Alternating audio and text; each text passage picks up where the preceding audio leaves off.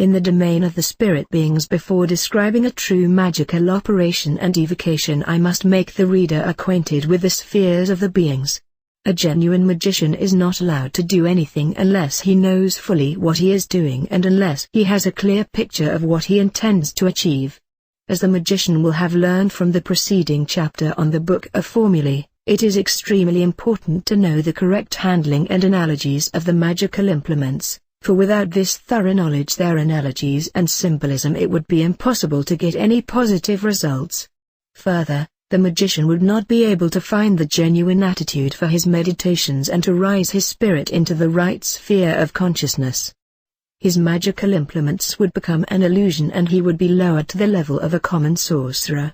He could neither make his magical authority work on the beings, nor could he influence them in any way. The genuine magician does everything consciously. He has laid down each procedure systematically in his Book of Formulae before his operations, and his mind, his consciousness, is connected with his implements, their faculties, loadings, etc. He must be just as well informed about the spheres of the being with which he wants to work. He must be able to pass a clear judgment on the existence and doings of these beings. His own experience will help him a great deal in this respect, for he will have visited, with his mental body, various spheres as suggested in Initiation into Hermetics. The following discussions are therefore a short summary of the magician's experiences on his visits to the said spheres. Only the confirmed materialist, who, with his physical senses, does not perceive anything else but the material world and who only believes in what he sees, hears and feels, will doubt that there are other spheres beside this material world. The genuine magician will not give any judgment upon a materialist and will not try to dissuade him from his views. The materialist is in the state of maturity, in this physical world, which corresponds to his personal development. The magician will therefore make no effort to teach a materialist better, for the latter will always end by saying that he has never seen a spirit and therefore only believes in the things he has been able to perceive with his physical faculties, that is to see, hear or feel. The materialist does not deny the matter, he agrees that the material and power in which he lives must exist, but to believe that there exist other, more subtle spheres of material or power goes beyond his horizon. Therefore the magician never tries to influence the belief of another human being, for the non-initiate will always have his individual opinion of higher facts, and will always judge from his own point of view. Just the same as our physical world exists in three different states, solid, fluid and gaseous, so exist, following the laws of analogy, certain states of aggregation in a more subtle form, which are not accessible to our normal senses, but which are, however, connected with our physical world. These states of aggregation are called, from the Hermetic point of view, planes and spheres. In these more subtle spheres the same things happen as in our physical world, and there, too, the law of the Hermes diagram is valid, that which is above is as that which is below. The same powers are in action there, just the same as on our planet. Here as well as the same kind of influences work. Therefore, in every sphere we have the same play of elements, the electric and magnetic fluid, which is maintained and controlled by divine providence according to the Akasha principle. The person relying only on what he perceives with his five physical senses has only one sphere open to perception, the sphere corresponding to his physical senses, and he is not able to proceed beyond it. Everything else must remain inconceivable, incredible and supersensual to him. The genuine magician, who has refined and developed his senses by mental and psychic training, will only consider this physical world as the starting point of his personal development and will never deny the existence of higher spheres because he is able to convince himself of their existence. That these spheres are more subtle and more compact states of aggregation has long become obvious to the true magician by his own personal experience. The magician will always be able to visit with his mental body the sphere corresponding to the state of development of his mental body's senses, and to be active in it. He must always bear this in mind when practicing the magic of evocation. Naturally, these more subtle spheres are not subject to our ideas of space and time but go into one another in our terms, So that for instance, in a space which, in our imagination, is always somehow bordered and furnished with limits, many different spheres may be present.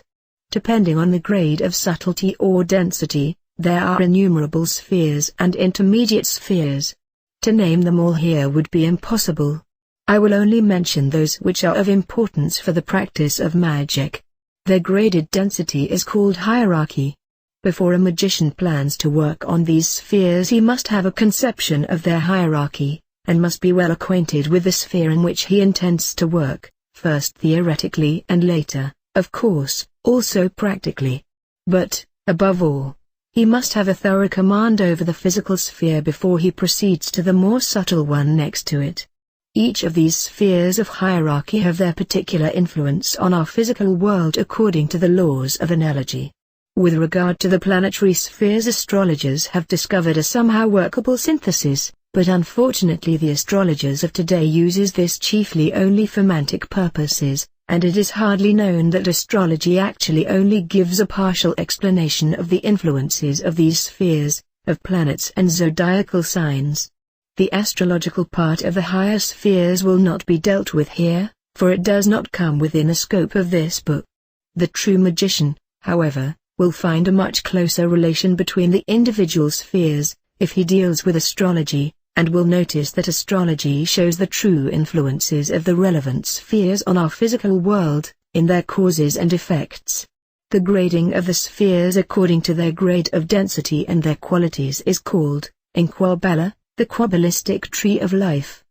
The analogies and their practical application from the kabbalistic point of view will be dealt with by me in detail in my forthcoming book, The Key to the True Kabbala. This book is to rouse the reader's interests in the spheres of the kabbalistic tree of life as far as they may serve magic purposes, that is, as far as their beings are concerned. The spheres in their correct order are, 1. The physical world as the starting point for the work of the magician, in which every human being, no matter whether initiated into hermetics or not, lives and moves with his senses, his spirit, his soul and his body. 2. The next higher sphere existing above the physical world is the Earth zone, the zone girdling the Earth. This zone has various grades of density, so-called subzones into which man proceeds after having put off his earthly shape. This is the so-called astral world. In its lower grades of density dwell the average persons in their astral bodies after their physical death. In its higher spheres are also initiates, depending on their state of maturity. The more mature, more developed, more ethical a magician is, the more subtle is the zone layer in which he comes after his death. His place in the astral world will depend on how far he advanced during his life in this physical world. There is no heaven or hell in the astral world, these are merely the outcome of silly religious opinions and the object of the teachings of some religions which, due to their ignorance, separate life in the astral world into life in heaven or hell. If one regards the lower, rougher spheres of the astral world as being the hell, the brighter, higher spheres as the heaven, part of these religious beliefs could be true. The magician who knows how to interpret such symbols and ideas will find his own explanation for the expressions hell, heaven and purgatory. It would go too far to tell the reader all about life in the astral world. Many books could be written on this subject. I will, nevertheless, give a few hints of interest to the magician. The magician will have experienced during his mental and astral wanderings, when his mental and astral body was split off, that in the astral sphere the ideas of time and space do not exist for him, so that in one single moment he is able to travel any distance and on his way there are no material hindrances which he would not be able to penetrate with his mental and astral body. Every human being will have the same experience after his physical death. The initiate, however, has the advantage of getting acquainted with this fact during his lifetime, and that already in this material world he is liberated of one sorrow, the fear of death. He knows well in which astral sphere he will live after his death, and for him the putting away of his physical body is only a transition from the physical world into a more subtle one, similar to changing his place of residence. The magician will experience yet another thing here on earth, all interests that are normal with an average, that is an undeveloped, non-initiated person in this physical world, will cease in the astral plane. Therefore it is not at all surprising that a genuine magician, who is equally familiar with the conditions here and there, that is in the physical and the astral world, loses his interests in this physical world, as far as he does not regard it as the means for his personal development. He will already learn here on earth that fame, honor, riches and all other earthly advantages cannot be taken from here to the astral world and are therefore useless. A true magician will therefore never cry for mortal things. His interest will constantly be directed to using the time which he has at his disposal in this physical sphere to the best of his abilities for his personal development. It is therefore quite clear that all bonds like love, fidelity etc. which might keep a human being in this physical world come to nothing there. People who have loved each other here, but have not kept the same pace in their psychic and mental development cannot, after dying, live in the same sphere, and they will no longer feel the same affection for each other as they have done here. If, for instance, a man and a woman are equally developed, they can move in the same sphere of the astral world after their death and will be connected by an inner band of sympathy to each other, but, in spite of this, they will not experience the same kind of love as they did in the physical world. In the astral world there exists nothing like the instinct for self-preservation, the instinct for carnal, sexual love and sexual lust. In the higher spheres a different feeling of affection than on earth connects two equally developed beings by a subtle band of vibration. In our physical world the sympathy or attraction of two beings is usually caused by external stimulation and maintained by the same factors. Naturally, this is not so in the astral world. The idea of beauty in the astral world, too, is quite different from the idea of beauty in this physical world. Since a deceased person is no longer subject to time and space when entering the astral sphere and thus in that world loses the means to measure its degree of perfection, it longs to return to the earth. The human being not only longs to return because he must equalize, by force of the law of karma of cause and effect, the errors he made during his lifetime, but he also longs to come back to have another chance of development in the physical world and to gather further experiences, in his spirit, for the higher spheres of the astral world. Every human being, after having died, will realize yet another fact in the astral world: having only a low degree of development, he will not be able to communicate with beings who, during their lifetime, have reached a higher degree of development, because these beings will stay in a higher, more subtle sphere of the astral world, and he himself will not be able to travel to their sphere of light. Even if he were able to move to those higher spheres, he would not be able to stand the elevated vibration there and would drop back, that is, he would soon find himself transferred to that astral sphere in which he belongs on account of his degree of development. A person with a high degree of perfection, however, is able to place himself into a lower sphere by accommodating the vibration of that sphere in his spirit. If, therefore, a spirit with a low degree of development wants to get into contact with a spirit of a higher degree of development, the former must ask the latter, by force of imagination, to come to his sphere. Whether the higher developed being will fulfill the wish of the lower being, always depends on the purpose for which the lower being calls the higher one. This clearly shows that a lower being is not capable of moving to the higher spheres of the astral world. The contrary, however, is quite possible. A magician with a good degree of development is able to place himself into any sphere, for he is capable of accommodating and creating every kind of vibration and any form of every sphere he wants to get into touch with. Many a reader will here remember the words of the Bible and perceive its meaning: "And the light shineth in darkness, and the darkness comprehended it not."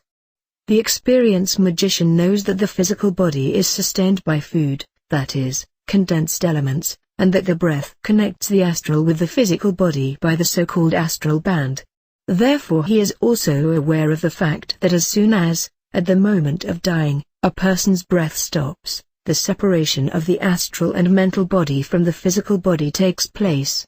He will also find it quite logical that whenever, due to his magical training, he consciously separates not only the mental but also the astral body from his physical body, he will be put into a state of ecstasy or apparent death during which his breath has also stopped, with the only difference that his physical body, during this state of ecstasy, is not subject to decay, and a connection is still maintained with the mental and astral body.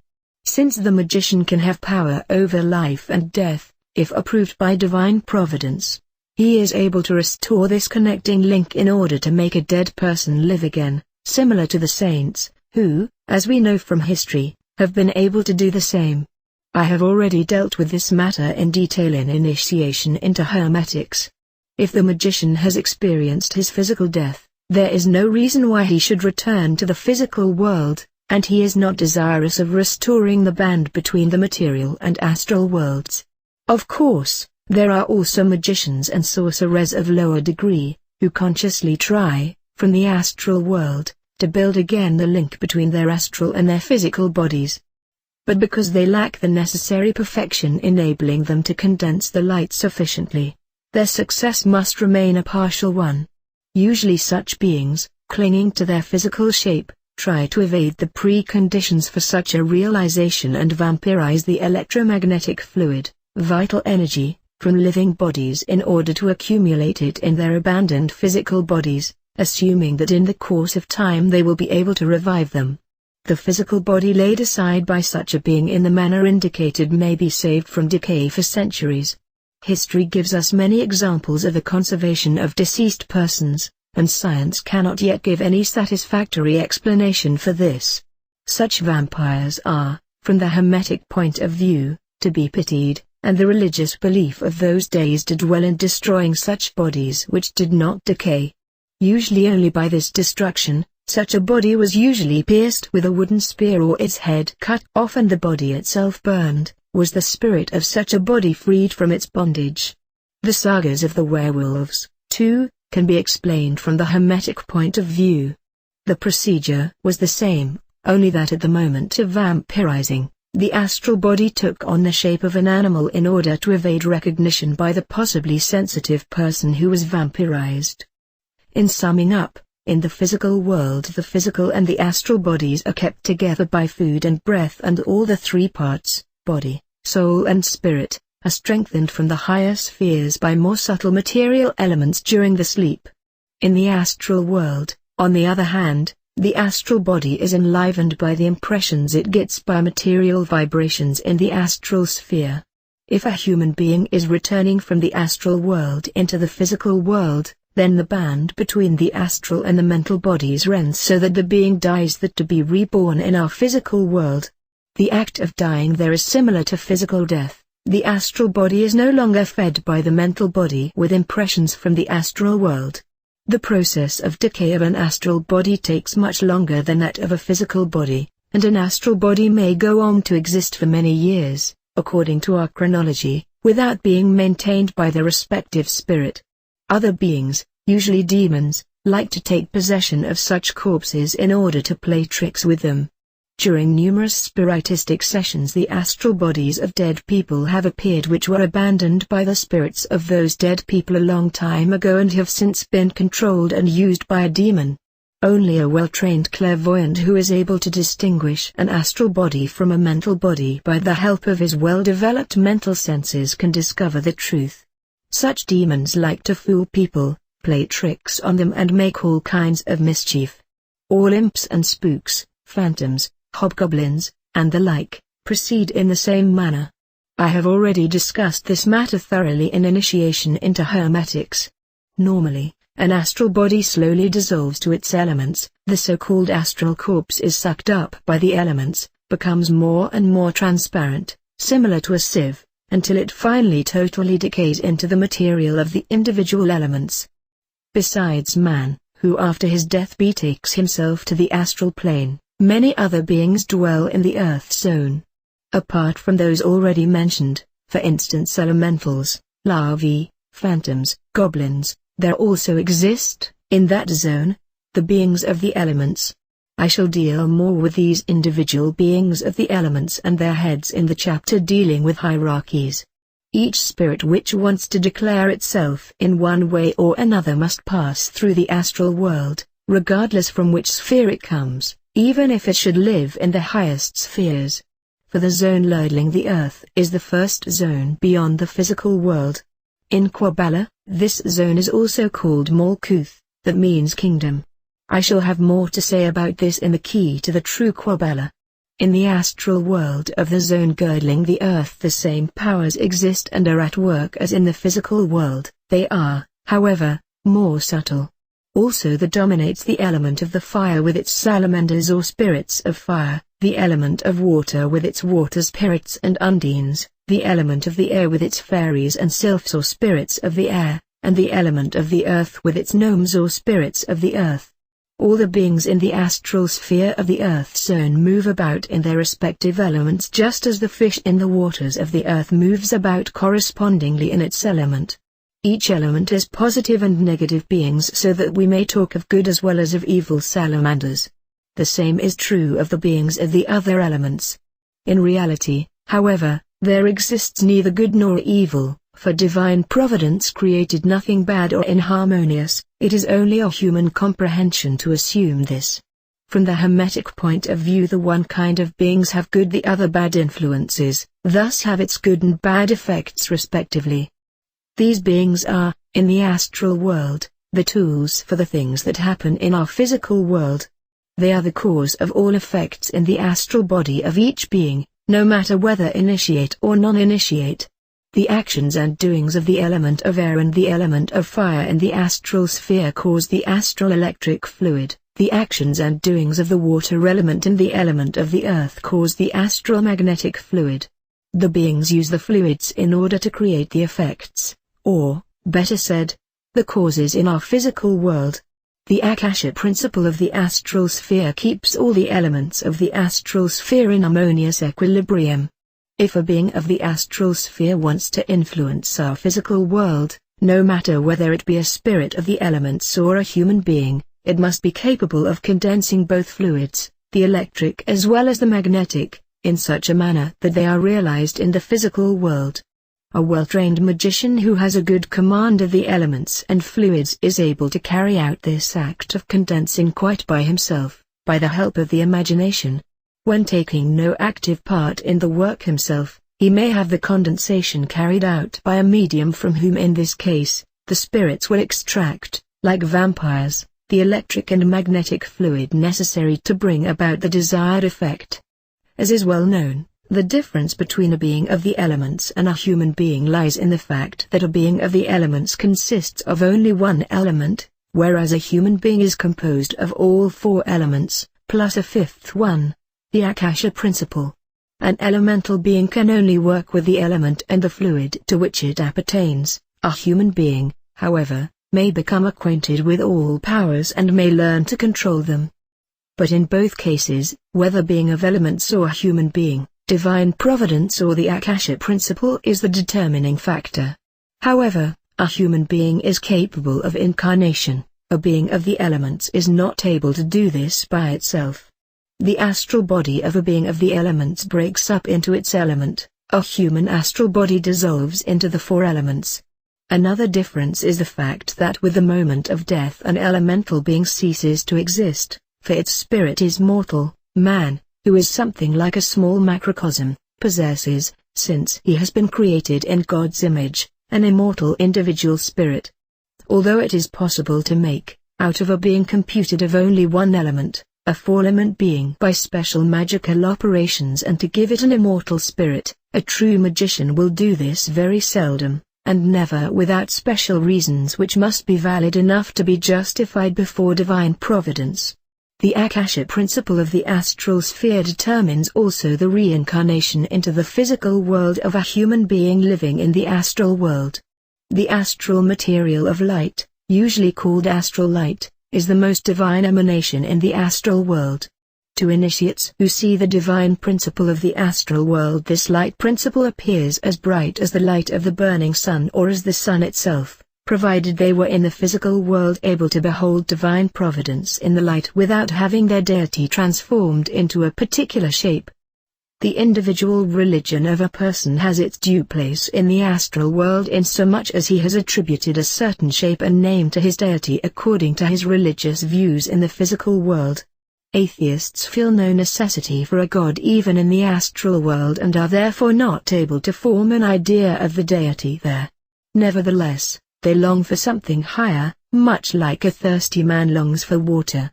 People who have believed in several religions or deities during their existence on Earth will find chaotic conditions.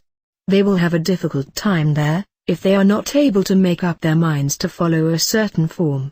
However, during their course of development in the astral world their conception of God will be clarified so that finally they will believe in the deity which was really best for them. This conception of God then usually determines the place of their reincarnation. A magician having explored during his lifetime the astral sphere of the zone girdling the earth will know from his own experience how the powers and beings of the astral sphere operate and what they do, but he may also learn it from those beings with which he is working magically. Just the same as the not yet fully developed magician in the physical world uses a spiritual guide for his training and likes to be taught by him, either by passive communication or automatic writing etc., a not yet perfect human being too will find his guides in the astral world. These guides will teach him from time to time and assist him whenever necessary. Highly developed spiritual beings of the zone girdling the earth condense themselves in their appropriate astral sphere and thus become the guides of individuals, or of groups of individuals, and initiate the astral beings of lower perfection into the higher laws. Such guides must never be compelled to do their work in the astral world. They are commissioned by divine providence to offer assistance to any astral being, depending on its maturity and state of perfection. In the astral world, the guide, one may also call him genius loci, not only teaches his protege the laws, but assists him in his whole development.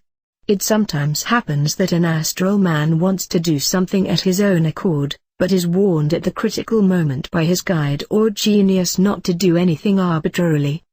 The genius will intervene especially in those cases where an astral human being with a low degree of development is about to do something contrary to the laws of divine providence. The guide informs his protege about the laws of the physical world and prepares him for his rebirth. This clearly shows how necessary it is that the magical development of a human being during his time in the physical world leads him towards perfection in order to be prepared for life in a higher sphere. All blows of faith that are appointment to purify a man's spirit in the physical world and that will help him to get the kind of experience necessary for his spiritual development are already prepared and determined by divine providence in the astral world for each individual according to his maturity and degree of development. The human being knows before his embodiment about the matter of teaching in the physical world and not only agrees to it, but even longs to get through it. At the moment of his rebirth he loses his knowledge about everything that divine providence has planned for him. If an individual living in this world could know in advance everything he has to go through, he would no longer have a free will in the physical world. Such an individual would be equivalent to a mere robot in all his doings or an automaton, and the task which he would have to complete in this world would become impracticable. Only an initiate of higher degree, being master over karma, that is over cause and effect, and feeling equally familiar with the physical as well as the astral world is mature enough to know everything in advance without having to fear any disadvantageous influences on his free will. Beings incarnate themselves from the astral world into the physical sphere of our planet, bordered by time and space, in order to work on their development, since the material laws of this plane put far more hindrances in front of every individual than is the case in the astral sphere. The impediments of the physical world strengthen the spirit and enable it to grow more rapidly in its development than it would be possible in the astral world. Therefore the human beings of the astral world are urged to achieve reincarnation in this world as soon as possible, and are ready to accept even the toughest conditions in order to be able to continue their spiritual development. Every man can reach perfection, for the evolution of the whole of mankind leads towards it. The spiritual guide designated to each individual by divine providence for his initiation into the astral world leads and controls the spiritual development of his protege and in many cases carries on with his commission after his protege has reincarnated in the physical world. The magician should therefore try at the very beginning of his development to get into contact with his genius. How this is achieved has already been told in Initiation into Hermetics. It sometimes happens that people who have already reached a high degree of perfection here on earth are able to continue their spiritual development in the astral world up to perfection, but these are selected by divine providence to fulfill one or more missions on earth. Such spiritual leaders are then magicians or initiates by birth who at a certain phase of the physical development of their human bodies, usually shortly after the period of puberty, become suddenly aware of their state, their degree of spiritual development, and just need a little more to be mature enough for their divine mission. Such missions need not always be of a magical or spiritual nature, they may also have to do with other aspects of this world. This explains the birth of human genii and inventors in all fields of material knowledge. The magician knows that all this is planned and controlled by divine providence, that is on the principles of Akasha in the astral world, and that nothing can take place which, from the magician's point of view, could not be explained by the universal laws. This has been a rough sketch of the most important aspects of the astral sphere of the so-called Earth zone or zone girdling the Earth, which is the zone next to our physical world. The Earth zone is, according to human thinking, not the most condensed form of sphere in spite of its being placed above us, since in it there exist the most various intensities of light, or vibration, in accordance with the degree of maturity of each individual human being. This Earth zone is by no means bordered in any way, it stretches out over the cosmos, not only over the ball of the Earth. The laws ruling this zone have nothing to do with the idea of space, however, as they go for the whole microcosm and macrocosm and their analogous connection. This is the reason why man can only reach his perfection, his ultimate magical maturity, and his genuine connection with the deity, in this zone girdling the Earth. This clearly shows that, from the point of view of magic, the Earth zone is the lowest sphere, but at the same time also the sphere with the highest emanation of the divine principle. I shall show further that there exist further spheres belonging to this hierarchy which the magician is able to contact, but he is able to live in the Earth zone also as a being of perfection, as the true image of God. In this zone girdling the Earth, the whole creation from the highest perfection of the deity down to the lowest and roughest form is manifested. A human being may get into contact with all kinds of spheres which lie above the Earth zone, but he cannot become their constant inhabitant, because the Earth zone is the reflecting mirror of the whole creation. It is the manifested world of all degrees of condensation. The old kabbalists knew this truth and therefore called the Earth zone Malkuth, which does not mean earth ball, but kingdom, by which expression creation from its highest to its lowest manifestation is meant. According to the tree of life of the Kabbalah, it contains the kabbalistic number 10, which stands for the beginning of evolution. To the person acquainted with Kabbalah, this number 10 is the reflection of number 1 in its most subtle form, that is, God, for the number 10 may be reduced to a 1 by deleting the 0. The intuitive magician at once sees the true relations between creation and his individual body and realizes that it is not without reason that he has 10 fingers and 10 toes. The reader will, however, read more about this in the third book of this trilogy, The Key to the True Kabbalah. The intuitive magician will also perceive a certain relation between the Earth zone and the Muladhara chakra, but I will leave it to him to meditate in this respect. 3. Next to the zone girdling the Earth comes the zone of the Moon, with which the magician must become acquainted immediately after the Earth zone. 4. Beyond the Moon zone lies the zone of Mercury, and beyond that zone follows 5. The zone of Venus. If the magician has become sufficiently acquainted with these zones, he will have to learn 6. About the zone of the Sun, and later 7. About the zone of Mars, then follows 8. The zone of Jupiter, and at last 9. The zone of Saturn. Many other zones lie beyond the last named, but it will be enough for the magician to get to know the zones corresponding to the planets, and be able to control them well. The analogies and the hierarchy of each zone are dealt with in the next chapter. Each sphere lying above the zone girdling the Earth, between the Moon and Saturn, has a threefold effect, firstly on the mental, secondly on the astral, and thirdly on the physical world. Depending on the question in which sphere of the Earth zone a certain effect should be caused, the creation of the cause for such an effect must be considered in that zone. Since the zones mentioned above have certain individual influences on our Earth zone, the magician operating with beings of such zones must have a clear picture of the analogy of the laws of each zone regarding his own microcosm and the microcosm of any other human being.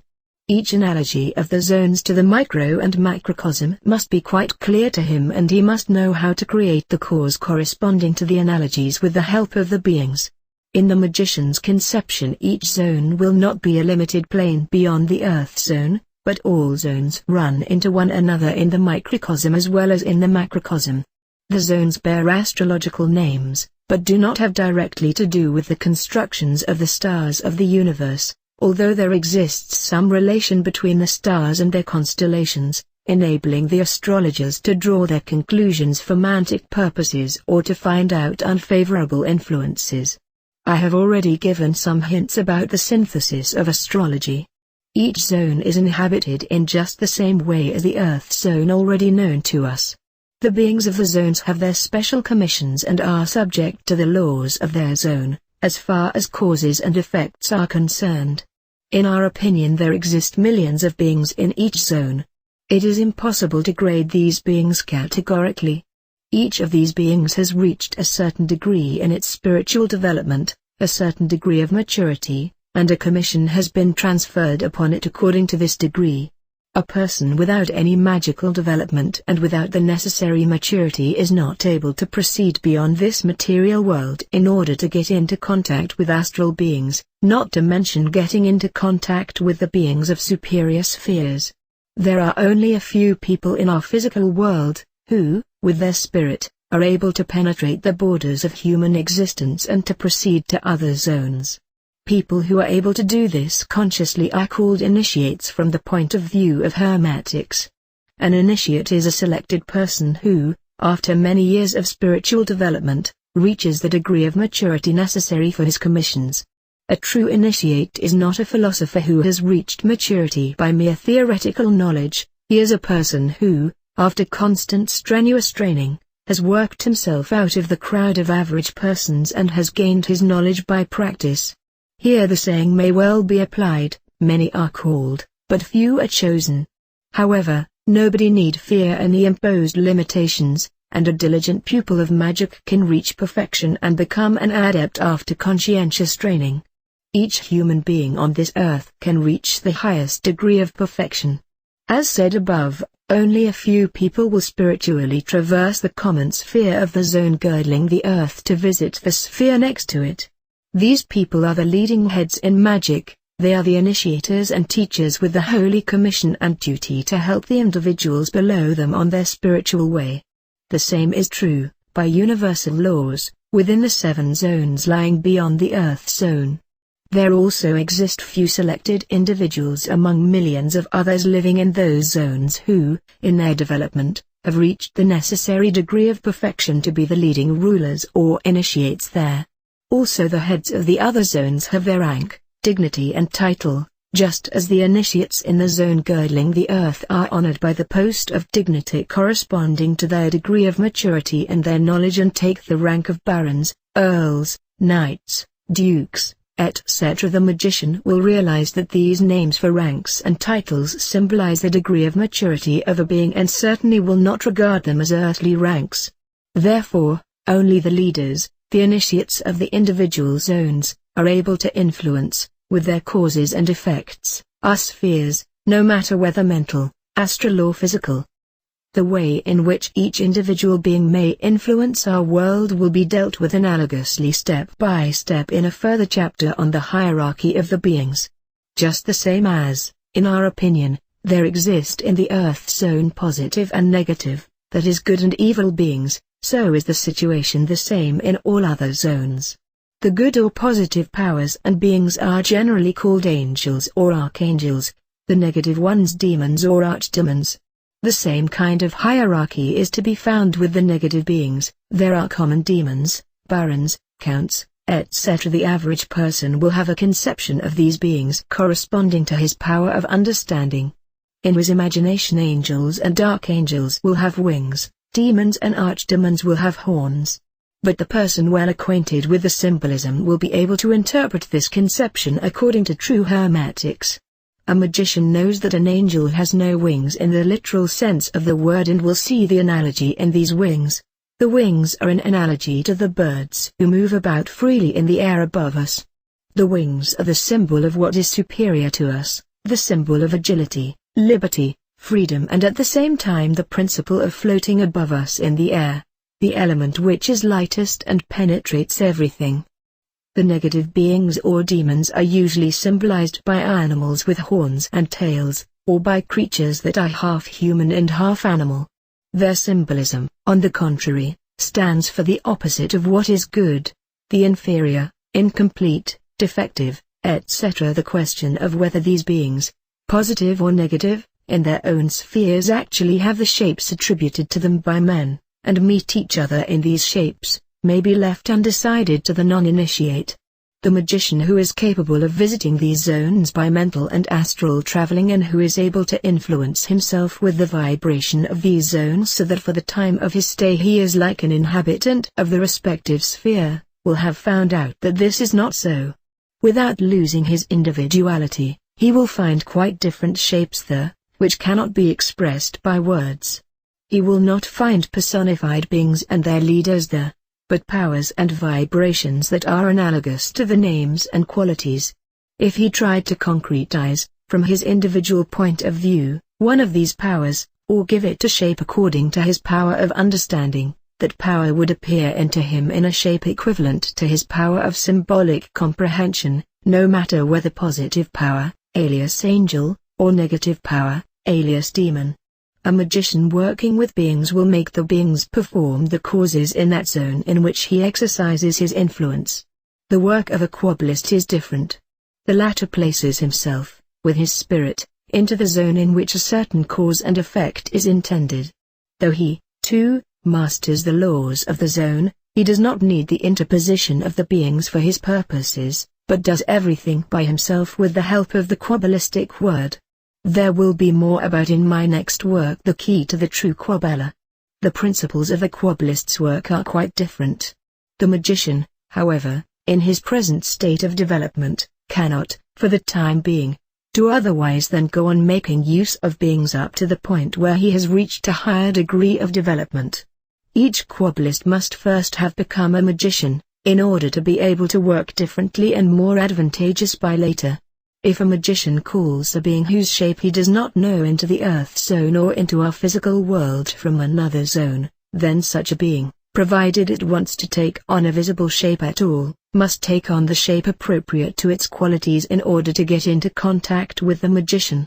A common demon, however, is not able to do this, for a demon lacking the necessary maturity is not capable of condensing itself from out of its sphere into the earth zone or our physical world. Therefore most books on magic conjurations do not even mention simple demons, but talk only of demons with a certain rank and title. But even these are never dealt with in detail.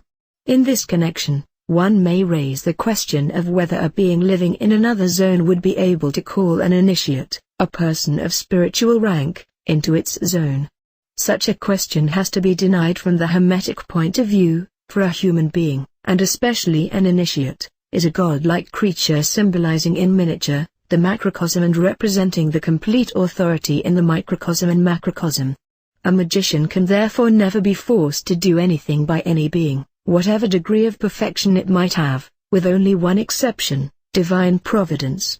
All heads, no matter of what rank or from which zone they come, and no matter whether good or evil, are only partial aspects of the macrocosm, of God.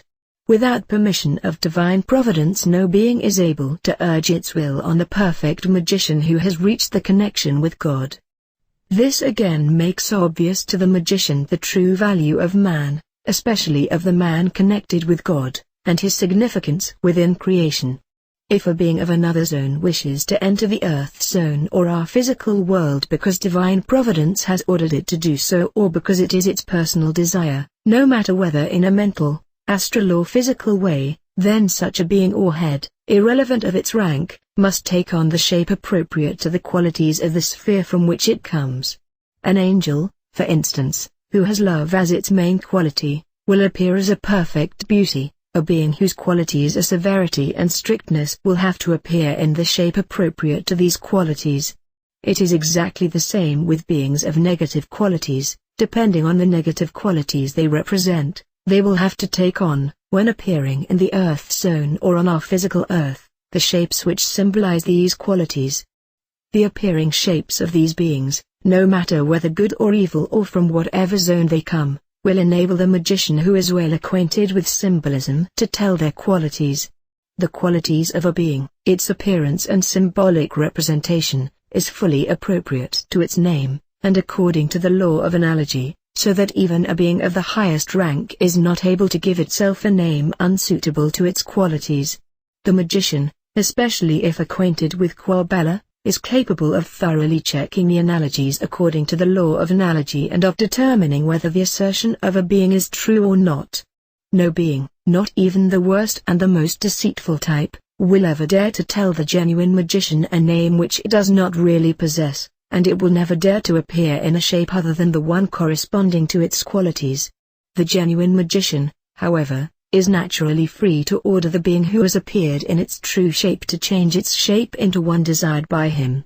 He will always be obeyed by the being concerned, for the genuine magician, as repeatedly stated before, is a perfect authority, is a God-man. Each being, whether good or evil, whether angel or archangel, demon or archdemon, from whatever zone it may come, has certain restrictions in its qualities, caused and controlled by divine providence, and depends on these qualities in its zone. A magician will therefore do well in asking beings to fulfill only tasks which they are able to fulfill due to their qualities and which lie within the range of their zone.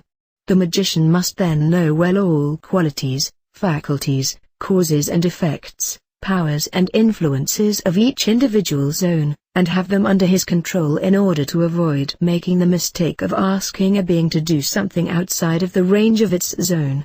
If the magician does not take this into consideration and if, in consequence, he asks a being for something not lying in its power, then the best such a being can do is to place itself in another zone and to cause another being to fulfill the magician's will and desire. The actual effect is, in this case, not brought about by the being evoked by the magician, but by another being.